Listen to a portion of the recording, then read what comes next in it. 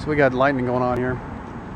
Big storm just rolled past the house, lightning and everything. I don't think the power blinked here, but a few minutes later I get a phone call from one of my IT buddies from work. Oh, look, there's no connectivity with our work. And I'm thinking that it had to do with the lightning. Well, duh. Well, the problem is if it's our ISP, because everything's completely dead, there's no communication at all. I'm thinking it's our ISP who went dead. So if I go all the way up there and our ISP is not working, guess what I get to do? I get to sit on my hands and wait for it to come back on. There's not much we can do. So it's a hard decision to make, to just kind of sit there and wait.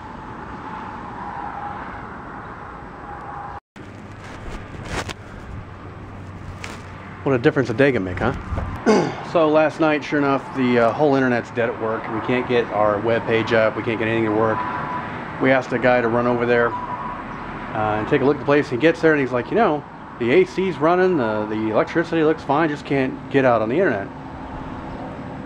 So this morning, the other guy calls the other IT guy calls our ISP, and sure enough, there's a power outage in the area, quote unquote. Get up this morning before 6 and I look online, everything's working. So in this case, it was really nice having somebody who could run over and make sure things were okay, but to be honest with you, once your ISP's down, there's not much you can do. But fortunately it was back up today, so I was able to get in and get some things done, get out, and things worked out pretty well. But you know, I'll be honest with you, the last couple of weeks our DSL at the house has been absolutely ridiculous, and it's getting to the point where every time the breeze blows, and I mean the breeze is blowing right now, my internet in there is going up and down every about 10 minutes or so. It'll blink and I won't have any access. So I gave up. I tried calling AT&T, which is who I'm with right now, and they won't even talk to me. We're out at the end of the line, so we get what we get basically. And I've been with them probably 15 years as a DSL customer. They don't care. They could care less. Nothing. It's not worth it to them to run a decent line out here. Even the phone lines aren't very good out here. So Monday we have the cable people coming out, and we're going to end up buying cable because I can't go with satellite, because I believe satellite uses DSL for their internet. So that, you know, there's no point in getting that. So we're gonna end up going with cable. I know I hate cable companies, but what are you gonna do? I mean, it's to the point nowadays you have to be online, and I'm running out of options. I can't really get one of these wireless things. Those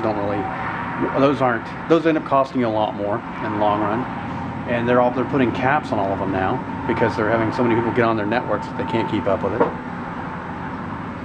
The one we have at work is industrial. They pay a fortune for it every month, and we still run into caps on it. We've got to figure out a way to properly deal with that. I mean, we're a company.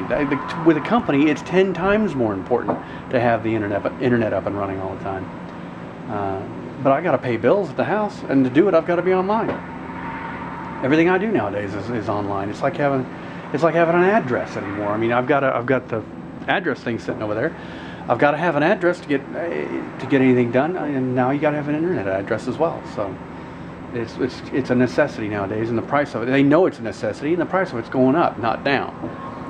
Somebody explained it online. I was reading one of the blogs out there, and they explained it. When you have a service that you charge more for, the worse the service is. Think about it, because that's what they're doing. When you have a phone that has caps on it, what they're telling you is, we're not improving the service, we're just charging you more for the shit service that we're giving you. And that's really what's going on here. Their incentive is not to fix anything. That's where the money is, in having a shit service and just being the only one out there. That's where the money is. So that's where we're stuck nowadays. Somehow that cycle's got to break. I don't know how to do it. Somebody out there knows how to do it. Let me know. Beautiful day. It's too beautiful to be pissed off at internet companies. I'm going to go inside and surf the internet for hours.